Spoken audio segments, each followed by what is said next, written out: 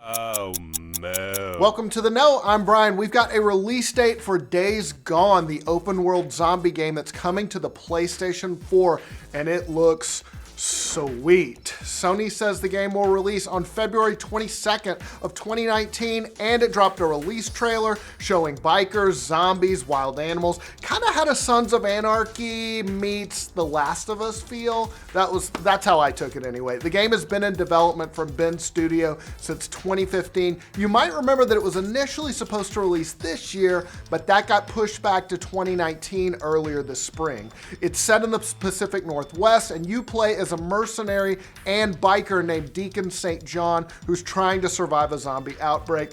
Definitely looks worth checking out. Add yet another big name game that's being announced before E3. Remember when they used to reveal games at E3? That was great. Hitman 2 though was unveiled today via a trailer on the UK Warner Brothers Games YouTube channel. The trailer shows off a lot of Formula One racing, which at first almost makes it look like a racing game, but nope, this is Hitman, so we see lots of people getting punched, strangled, and poisoned. Then it all climaxes with Agent 47 doing his thing with a sniper rifle and taking one of the racers out. News of the game leaked out recently after the Warner Brothers Games page accidentally showed a logo for Hitman 2 ahead of time, so now it looks like we've got official confirmation. The game releases November 12th for PlayStation 4, Xbox One, and PC, and apparently if you pre-order, there's a mode called Sniper Assassin that you can play right now, so pretty cool.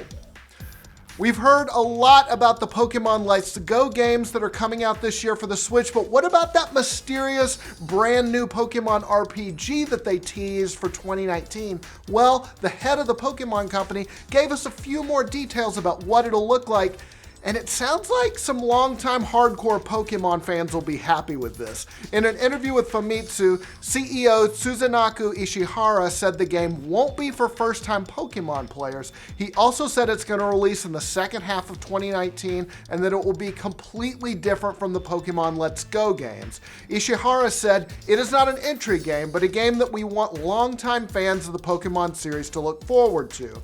Now, many are reporting that the upcoming game, it's going to feature Gen 8 Pokemon, and Ishihara said that its graphics will be the best of any Pokemon game ever. He added, "We want to make Pokemon fans say, 'This is what I've been waiting for,' by delivering a brand new product packed with gameplay elements and plenty of new Pokemon to encounter." I like gameplay elements. Speaking of Pokemon, a lot of people have been wondering what kind of online capabilities the upcoming Let's Go Pikachu and Eevee games will have, and it sounds like they're going to be pretty limited. Pokemon Company officials told Game Informer that players will only be able to trade Pokemon and battle with their friends in the upcoming games. As for other online functionality, that's about it. The games won't have some features from past mainline games like GTS, Wonder Trade, Battle Spot. So if you're looking for a robust online experience in the Let's Go games, you might want to hold off. Keep looking.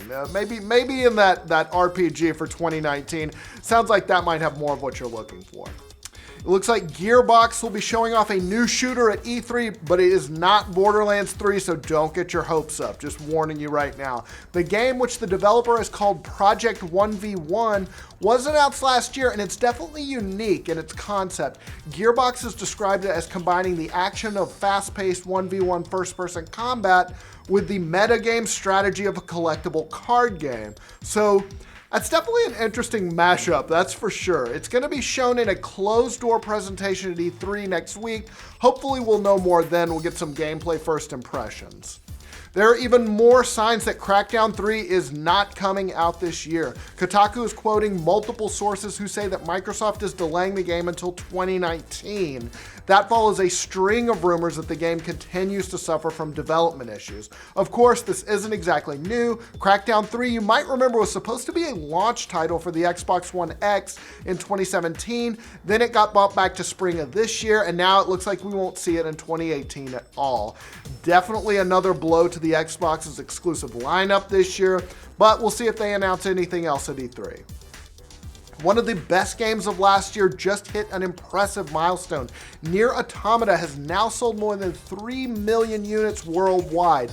Square Enix announced that in a tweet from the game's Japanese account, and it added, "Really, thank you very much." The action RPG from Yoko Taro won a lot of fans with multiple endings, very dark themes, super cool storylines, definitely one of my favorites of the year. It made a lot of Game of the Year lists for 2017. It's also cool that fans liked it too. The game broke the 2 million sold mark in September, so that means it sold another 1 million copies in less than a year, so that's pretty impressive. We've got more signs that Capcom might soon announce Devil May Cry 5. We've reported that the site devilmaycry5.com has been registered, and now Twitter user Mystic Distance discovered that the site has been moved to Capcom's own servers. So that's a pretty clear sign that something is up. Obviously no official announcement yet, but Capcom could be waiting until E3 to make the big announcement.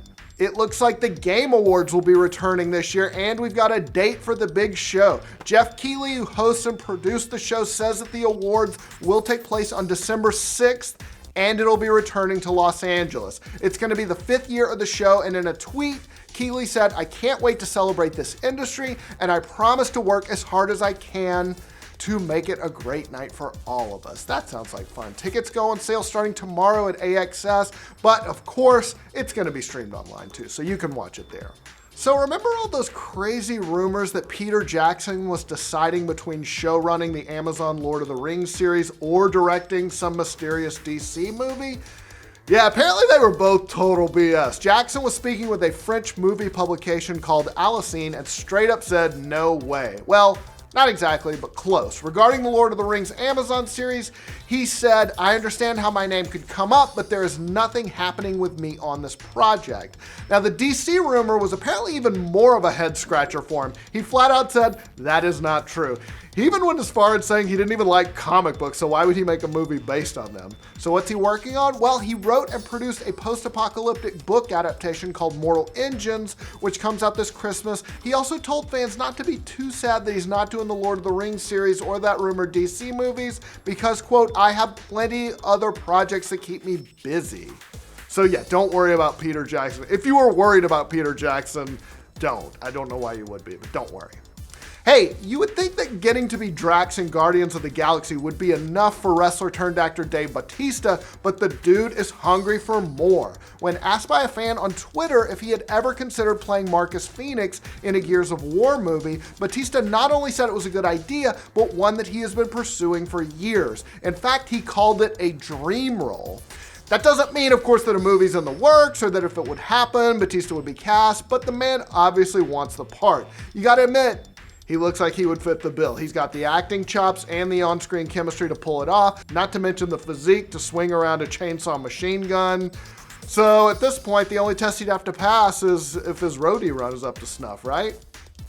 Remember when he was in Evolution with Triple H? That was a cool heel stable. Just a little wrestling reference. All right, final news for the night. The Iceman cometh. That's right, Val Kilmer will be reprising his role as Tom Iceman Kazansky opposite Tom Cruise in the I Can't Believe This Is Really Happening sequel to Top Gun. Kilmer has been open about the possibility of putting on the flight suit back again, but his recent battle with throat cancer put a question mark on whether or not he would be able to return to the franchise. Well, that question is answered. The Wrap reports that when Top Gun 2 hits screens on July 12th of 2019, Iceman will once again be back. The story of the sequel will focus on Cruise, who is instructing a whole new generation of pilots who clearly feel the need for speed. Oblivion's Joseph Kosinski directs, and the movie is filming as we speak. Who in the world thought we would get a Top Gun 2? This is amazing. But you know what? We got Cobra Kai, so the 80s are back. I'm excited. All right, that's all the news we got for today. Let us know what you think about all these stories down in the comments. And from all your news from every corner of the internet, be sure to like this video, subscribe to The Know. The games won't have some of the features from past mainline games like GTS, Wonder Trade, and Battle Spot, so... Whew. Let me try that last sentence again. Sorry, I had like snot in me. That's definitely an interesting matchup by delivering a brand new, the action RPG from, we've reported that the site Devil May 5.